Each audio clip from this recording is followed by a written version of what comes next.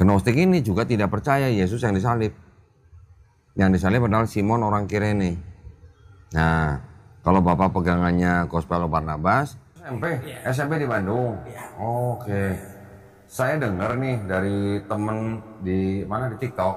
Oh iya betul. Ya, katanya di Bandung ada mualaf yang baru katanya. Iya, Namanya Pak Esau katanya. Iya. Nah, ya, akhirnya kita janjiannya. Iya betul. Pak Esau nih jadi syahadatnya kapan, Pak? Saya syahadat itu awal Ramadan. Sebenarnya Awal Ramadan tahun ini? Iya betul. Oke. Ya. Di Komalnya Bang Juma. Di Komalnya Bang Zuma. Oh, iya. Sama Bang Juma. Terus gara-garanya karena Pak Esau ini sering masuk Komalnya Bang Zuma atau gimana? Ya mulai-mulainya saya sih mendengarkan debat lintas agama. Dengerin. Terus saya ikut masuk karena ada beberapa pemahaman yang orang-orang Islam itu salah dalam penafsiran Injil dan Bible. Nah, jadi saya berusaha Pak, sambil ngopi ya. Oh iya, silakan. Terus berusaha tahu bahwa ada satu pemahaman juga yang berbeda tentang beberapa literasi keimanan, misalnya di dalam diksi masalah Injil dan Bible itu aja. Bapak berapa kali masuk Komalnya Bang Zuma? Oh, lupa lagi ya, tapi saya seringnya di beberapa rekan-rekan API gitu. Oh, teman-teman di API. Iya, betul, saya lihat ya. Jadi Bapak udah sering masuk ke Komal-Komal API. Iya, betul. Oke. Nah, tuh ya, makanya teman-teman dari kalangan Nasrani harap berhati-hati gitu kalau masuk Komal-Komalnya API gitu ya. Bisa-bisa jadi kayak Pak Esau nih, jadi mualaf nih. Tapi alhamdulillah ya Pak ya. Iya. Setelah Bapak masuk ke Komal-Komal itu, Bapak dengerin, Bapak simak, ternyata ada perbedaan diksi di dalam Bible ya Pak ya. Bible dan Injil ya. Setelah berapa lama, akhirnya Pak Esau malah jadi menerima kenyataan bahwa Kristen bukan agamanya Yesus gitu Pak, atau gimana?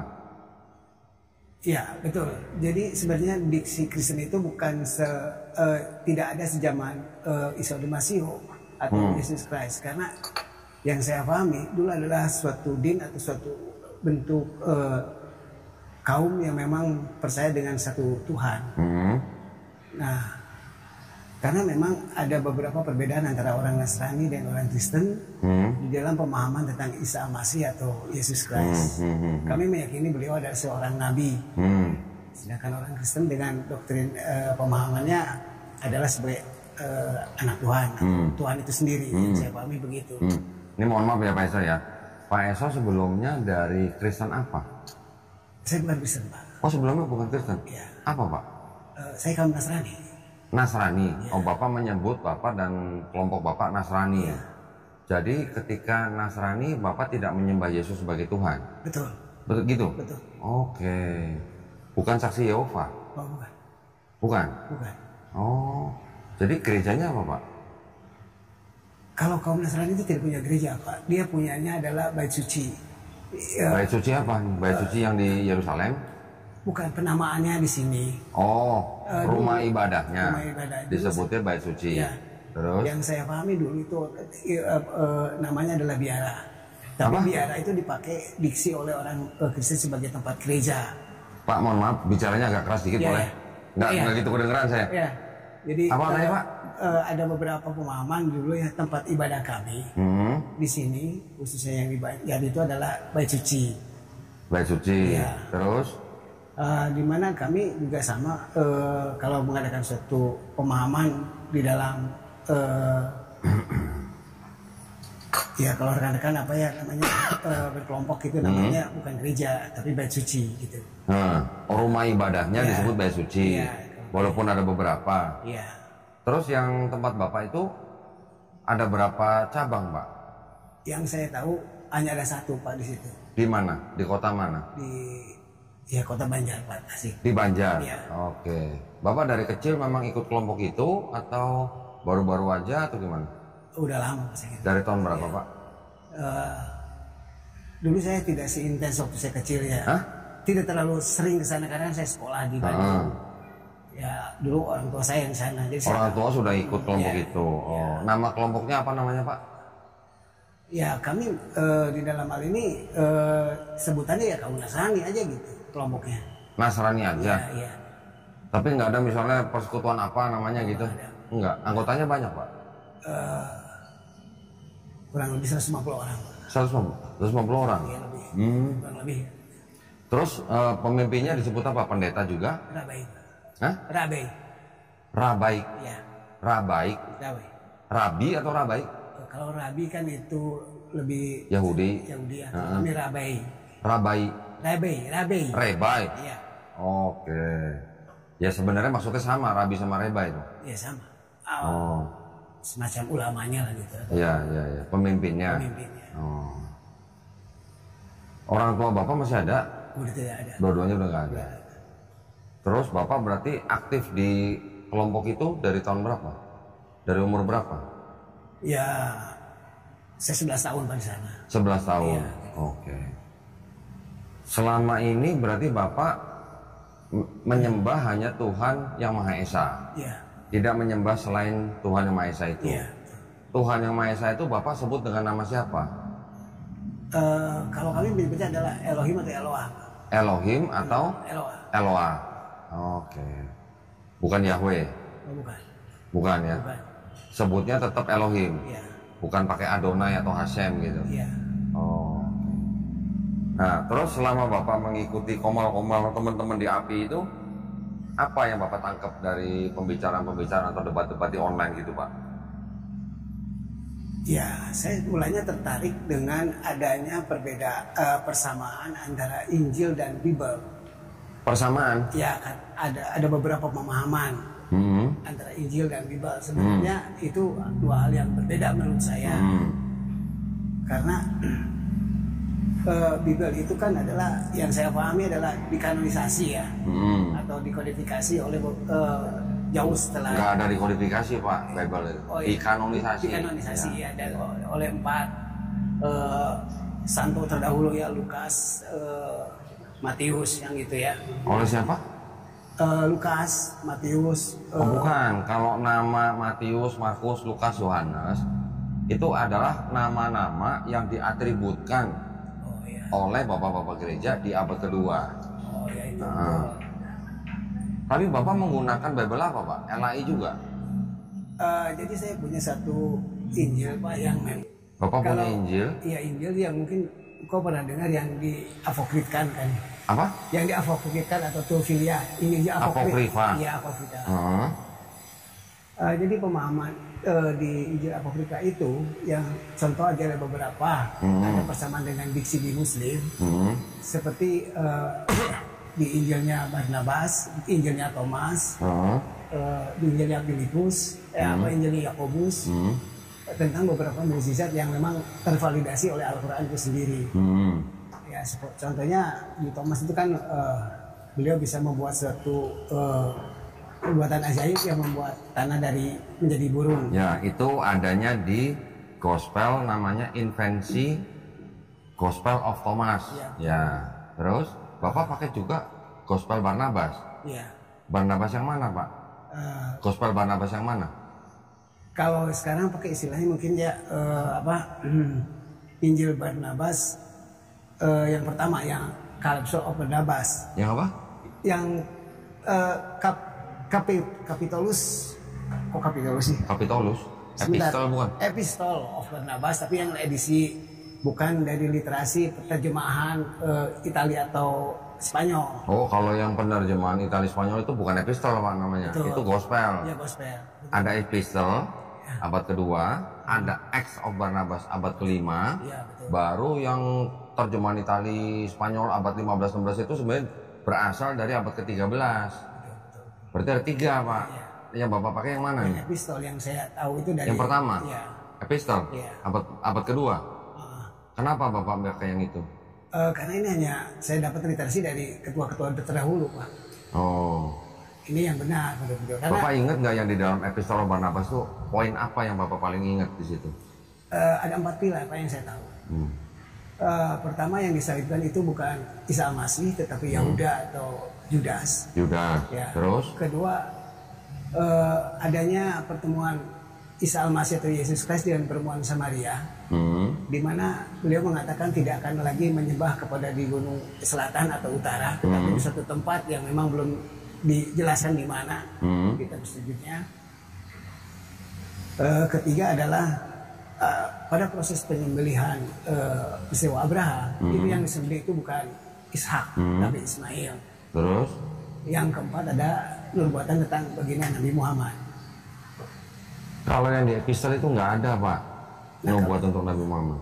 Yang disebut, yang dianggap ada nubuat buat Nabi Muhammad itu adanya di Gospel of Barnabas yang terakhir Pak, bukan yang epistel. Nah kalau saya membacanya ada, mungkin kalau saya nanti balik ke Banjar, tetapi yang memang saya punya itu adalah salinan, tetapi dalam bentuk repro. Repro itu kan difoto ya, tapi jadi original teksnya masih ada. Kemungkinan besar yang Bapak pegang atau Bapak baca itu adalah Gospel of Barnabas yang di abad 13 itu Pak, yang diterjemahkan ke bahasa Italia abad 15, diterjemahkan ke bahasa Spanyol abad 16. Yang saya tahu itu, karena saya punya tiga-tiganya.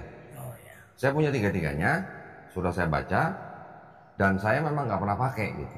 Walaupun mungkin ada beberapa diksi yang tadi Bapak bilang mirip atau sama dengan Islam, tapi itu tetap kita tidak pakai. Karena itu bukan dokumen Islam, juga tidak diterima oleh Kristen. Iya betul. Betul kan? Nah, makanya saya juga nggak pakai. Mungkin Bapak nanti cek lagi. Yang Bapak maksud itu adanya yang Gospel of Barnabas atau Epistle of Barnabas. Ya, setahu saya di Epistle of Barnabas tidak membicarakan itu, Pak. Karena yang saya pahami di sana Pak tidak ada mengenal diksi epistel, tapi kalau setelah baca epistel juga itu ada persamaan. Ada di tiga itu. Memang nubuatan tentang baginda itu hanya dikatakan dari suatu kaum yang umi. Akan datang suatu pemimpin, imam atau kebenaran. Yang saya pahami itu menuju kepada siapa? Karena memang kepercayaan Nasrani itu adalah orang karena gini, yang jadi pemahamannya adalah kita sama-sama mengakui bahwa Abraham itu adalah bapak para nabi, di mana jalur terakhir dari Ismail itu di baginda, dan dari jalur Ishak itu di Isa Damasio. Nah inilah yang menjadi pemahaman kami bahwa itu kami sama-sama nabi terakhir dari jalur Abraham. Gitu Pak. Gitu, Pak. Coba Bapak nanti cek lagi. Setahu saya diksi-diksi semacam itu tidak ada di Epistle of Barnabas. Adanya di Gospel of Barnabas yang abad 13 itu. Saya sudah baca semua juga Pak. Kenapa saya juga tidak pakai? Karena dua alasan tadi. Selain itu juga di dalamnya yang disebut Al-Masih itu bukan Nabi Isa, tapi Nabi Muhammad SAW. Ya makanya kata saya juga hati-hati dalam membaca beberapa literasi Barnabas. Ada itu yang dikatakan itu sebenarnya yang saya pahami dari beberapa informasi yang dapat itu adalah diksinya orang-orang pemahaman dari udah masuk pemahaman orang Kristen yang saya pahami begitu. Masuk pemahaman dari orang Kristen. Karena yang disebut Mesias itu adalah baginda bukan Isa. Iya di Gospel of Barnabas. Iya. Bukan di Epistle of Barnabas Pak. Betul. Nah berarti yang Bapak baca berarti yang Gospel of Barnabas yang abad 13 itu. Tapi yang saya baca itu tidak ada maksudnya ada nubuatan tentang baginda. Iya berarti itu yang Gospel of Barnabas bukan Epistle of Barnabas. Kalau Epistle of Barnabas sama sekali nggak ada diksi-diksi yang mengarah ke Islam, nggak ada. Mungkin satu saat saya akan liatin buku itu ke Boleh. Boleh. Untuk melihatkan karena di sini yang saya lihat versi kami berbeda dengan versi Islam dan berbeda dengan versi Kristen. Bahasa Inggris atau bahasa Indonesia terjemahannya? Indonesia. Udah terjemahan bahasa Indonesia? Kemungkinan besar itu Gospel of Barnabas Pak. Saya juga punya terjemahan bahasa Inggris, punya terjemahan bahasa Indonesia, punya. Kemungkinan besar itu Gospel of Barnabas. Tapi nanti Bapak boleh cek lagi. Iya. Tapi terlepas daripada itu semua, akhirnya Pak Esau mengimani bahwa Nabi Muhammad SAW adalah seorang nabi. Ya. Itu asalnya dari mana? Apakah dari gospel itu? Atau dari hasil debat-debat atau nyimak dari teman-teman yang di API? Sebenarnya dari dulu kaum kami mengakui bahwa baginda ini adalah nabi terakhir dan ada di nubuatan. Mungkin kau dulu udah tahu cerita tentang Rabai Buhairo yang bertemu. Rabai Buhairo, Zuhairo yang bertemu. Pendeta Buhairo. Beliau bukan pendeta, bukan dia yang bukan rabi dia Pak. Iya. Kalau rabi kan kita konotasinya ke Yahudi nih. Ya. Tapi dia bukan Yahudi. Makanya dia bukan rabi. Oh, ya. Dia ya kita sebutnya pendeta atau ulama lah gitu lah ulamanya. Tapi itu Kristen, Pak. Bukan Yahudi, Pak. Nah, ini dari kacamata kami ya. Iya, iya. Jadi yang memang memuliakan atau mengetahui tentang kedatangan Nabi Muhammad itu adalah kaum Nasrani. Itu tervalidasi oleh pertemuan Baginda dan beliau saat masih kecil. Baginda nggak ketemu. Yang ketemu pamannya Abu Thalib. Betul, tapi yang saya pahami juga di relasi kami mereka berbincang-bincang dan bertemu dengan Baginda dan menanyakan karena ada literasi yang saya pahami. Beliau melihat tanda di pundak Baginda ada tanda kenabian yang saya pahami itu. Yang saya tahu ya Pak ya, Baginda itu tidak masuk, dia tunggu di luar. Betul. Yang masuk pamannya. Betul. Nah, jadi si pendeta Bukhari itu bertanya kepada Abu Thalib, siapa anak itu, gitu kan? Setelah itu mau kemana? Setelah dijelaskan mau ke Syam, pendeta Bukhari bilang ke pamannya Baginda Abu Thalib untuk membawa pulang anak itu. Kenapa? Karena anak itulah Nabi yang dijanjikan dengan tanda-tanda, misalnya ada tanda di punggung, kemudian pohon menaungi, awan pun menaungi gitu. Nah itu memang sudah ada di dalam kitab-kitab yang dipegang oleh pendeta Bukhairah. Bapak bisa mendapatkan literasi seperti itu dari mana Pak? Ya ada bukunya Pak, atau kitabnya yang memang nanti saya juga belum ambil karena saya dulu pas keluar saya tidak bisa ambil semua Pak. Karena begitu saya keluar saya harus meninggalkan semuanya. Oh. Tapi setelah, itu dokumen kelompok Nasrani Bapak ini? Iya. Oke. Bukan dari hadis? Bukan. Oh, karena setahu saya itu adanya di hadis Pak. Nanti saya akan perlihatkan Pak. Ada ya? Ada. Oke. Saya tertarik sekali nanti kalau Bapak bisa misalnya foto ke saya ya. Bukunya apa gitu ya. Iya. Nanti boleh kirim. Karena ini buku ini tulisan tangan, jadi diterepro, bukan cetakan seperti Wiba. Oh, tulisan siapa Pak? Rabi-rabi terdahulu Pak. Rabi-rabi kelompok Nasrani ini. Oh. Nah mereka tahu dari mana tuh cerita itu? Ya, sebagai pemahaman yang saya mungkin ketahui, itu adalah ya dari kakek buyut ke atas. Oh, keturunan gitu. Oh, oke. Kemungkinan besar itu berasal dari hadis Pak. Kemungkinan besar. Ya. Tapi mungkin karena saya tidak pernah mendengar ada literasi dari kalangan Kristen yang Unitarian yang menceritakan tentang pendeta Bukhairah itu. Nah, kebetulan di kami ada. Bahasa saya nanti 2 bulan lagi mau 1 atau 2 bulan lagi mau pulang. Karena saya belum. Tapi tulisan tangan ya Pak ya? Tulisan tangan dari pemimpin kelompok Nasrani Bapak itu ya? Oke. Ya kalau saya menduga sih itu kemungkinan besar berasal dari hadis. Itu kemungkinan besar sih kalau saya. Oh, jadi Bapak dari kelompok ini juga sebenarnya sudah mengimani bahwa Nabi Muhammad SAW adalah seorang Nabi. Betul. Tapi kenapa kelompok Bapak sampai sekarang tidak masuk Islam semua Pak? Ya karena kami meyakini dulu sama-sama Nabi terakhir Pak. Yang mana? Isa dan Baginda itu. Oh kan nggak mungkin Nabi terakhir, kan nggak mungkin 2, pasti 1 Nabi terakhir. Nah inilah Pak yang memang satu titik perbedaan Pak. Karena nubuatan tentang Baginda itu sama Yesus itu sudah ada. Nah begitupun nubuatan tentang Isa Al-Masih itu dinubuatkan oleh Baginda akan datang lagi di akhir zaman. Nah terus di dalam pemahaman kami tugas Isa Al-Masih itu hanya 2 Pak di akhir zaman itu. Satu membunuh Masah Dagala, kedua menghukum orang-orang yang menuhankannya. Nah hanya itu. Menghukum orang-orang yang menuhankannya itu mungkin kalau di literasi Islam di breakdown menjadi 2. Yang pertama mematahkan salib, yang kedua membunuh babi. Nah ini mungkin bahasa kiasan Pak, bukan harfiah mata-matain salib atau bunuh-bunuhin babi, bukan. Salib dan babi ini kan urusannya dengan Kristen. Ya kan? Nah, mungkin itu. Ya, di sini diksinya menghukum ya, bukan membunuh. Menghukum. Nah, beberapa pemahaman juga di literasi Islam juga. Hanya turun Pak. Jadi Maryam tinggal metik gitu. Itu di Apokrifa, kan beda dengan Quran gitu. Nah, jadi tidak semua cerita di dalam Apokrifa itu sama dengan Quran. Ya. Makanya saya bilang tadi, kita Islam tidak menggunakan Apokrifa itu. Patokan kita adalah Al-Quran. Ya. Yang ada sama kemungkinan besar asalnya dari sumber yang benar. Yang tidak sama kemungkinan besar itu adalah karangan, ciptaan atau buatan penulis. Gitu, Pak. Ya. Ya. Supaya Pak Esau juga paham nih. Ya, betul. Nah, jangan Bapak sudah masuk Islam tapi masih menggunakan apokrifa itu, Pak. Oh ya, tidak. Jangan, ya. Bapak sudah masuk Islam, Bapak harus berpegang teguh kepada Quran dan Sunnah. Gitu aja. Masalah gospel Barnabas, masalah apokrifa, itu tinggalin, Pak. Ya, itu bukan dokumen Islam. Kalaupun tidak diterima sama Kristen, ya sudah, kita nggak usah pakai. Gitu. Supaya tidak bentrok dengan hadis maupun Quran. Ya. Gitu. Nah, saya pengen tahu lagi nih, Pak Esau.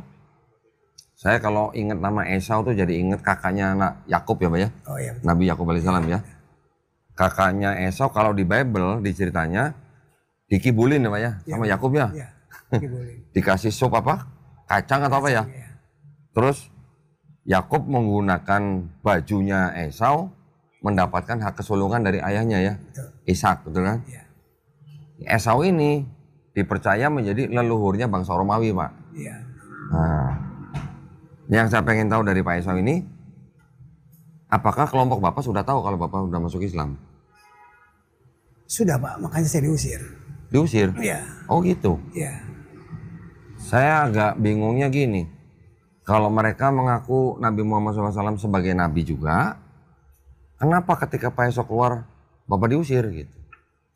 Ya, karena saya tadi mendapat apa yang seperti Kong Dodi bilang, bahwa Al-Furqan ini bukan kitab, bukan pewahyuan yang benar. Karena dari beberapa yang saya lihat, dan saya udah tanya kepada pihak Muslim, semuanya itu terangkum di Al-Quran. Ya itulah yang namanya kitab suci. Ada Injil, ada Taurat, ada Zabur, yang memvalidasi kebenarannya. Mereka tidak terima. Oh itu alasannya karena mereka tidak menerima bahwa apokrifa itu tidak dianggap lah ya. Iya. Ya, oke. Ibadahnya gimana Pak kalau di tempat Bapak dulu itu Pak? Ya kami melakukan slota seperti biasa. Sholat? Slota. Hah? Ya slota atau salat. Sholat? Ya. Sampai sujud? Hanya berdiri dan begini Pak. Apa? Ya sujudnya. Tengkurap? Iya. Tapi bukan sujud? Sujud tapi tangannya tangannya ke depan? Ya. Oh namanya tengkurap itu Pak ya? Bahasa Jawanya tengkurap ya? Bahasa Indonesianya apa ya? Hah? Telungkup? Telungkup. Oh gitu? Oh, berdiri dan telungkup? Oh, ada nyanyiannya? Kalau nyanyian sebenarnya itu sebenarnya mendekati kepada pujian. Pujian? Ya ada? Selawat. Ada? Ada sedikit tapi itu. Pakai alat musik juga? Tidak. Tidak. Terus setelah itu apa? Khotbah? Iya biasa. Khotbah. Satu kali kebaktian berapa lama Pak? 2 jam? Oh enggak. Berapa lama? Paling 15-30 menit. Oh itu di rumah masing-masing atau ketika berkumpul? Kita berkumpul. Ketika berkumpul cuma 15 menit? Hah? Iya. Selesai? Nah khotbahnya berapa menit? Ya karena kami sedikit Pak, jadi materinya mungkin. Tadi katanya 150 orang. Iya. Ya kan ada yang beraktivitas, kami ada perempuan, jadi sedikit, paling ada di dalam ruangan 30-40 orang. Cuma 15 menit selesai? Iya. Khotbahnya jadi berapa menit? Ya paling lama juga setelah kami itu hanya 10-11 menit udah beres. Oh gitu. Itu dilakukan setiap hari apa? Siang dan sore. Oh, siang dan sore. Iya. Setiap hari. Iya. Oh, saya pikir kebaktian kayak di gereja gitu. Hari Minggu nggak ada kebaktian? Oh, setiap hari 2 kali, pagi dan sore. Iya. Simon orang kira ini. Iya betul, karena tahu orang Afrika. Jadi sebenarnya kitab Yohanes itu ada yang bilang ditulis untuk melawan Kristen yang gnostik itu. Nah, Kristen yang tidak percaya Yesus yang disalib itu, yang berasal dari Afrika itu disebut Kristen Basilidean Pak namanya. Itu. Iya. Kelompok Bapak juga tidak percaya Yesus yang disalib ya Pak ya. Tapi Yudas berdasarkan Gospel Barnabas. Ya. Saya baru tahu masih ada Kristen Nazarin di Indonesia. Setahu saya bahkan di Timur Tengah aja udah punah loh Pak itu Pak. Ya karena Udah nggak ada loh itu. ya memang adanya begitu Pak ya. Nanti kalau suatu saat Iya. saya udah diterima lagi, saya akan kenalkan. Tapi mungkin pelan-pelan ya. Yang penting saya bawa kitab aja dulu. Bapak saya ada Injil versi Nasrani gitu. Hanya itu aja. Terus Bapak dengan keluarga akhirnya gimana? Anak istri? Ya saya tinggalkan sendiri. Ada pisah. Istri tidak mau ikut masuk Islam. Oh kalau sama istri udah dulu kok. Oh dari dulu memang udah pisah. Ya. Istri juga ikut kelompok yang sama atau beda? Udah keluar dia Pak. Hah? Dia Kristen. Oh Kristen. Ya. Oh. Makanya. Tapi yang saya tahu dia juga. Ya. Tapi anak-anak kemarin setelah Ramadan saya udah Islami. Anak-anak? Ya. Berapa anak Bapak? Dua. Dua-duanya udah masuk Islam? Alhamdulillah.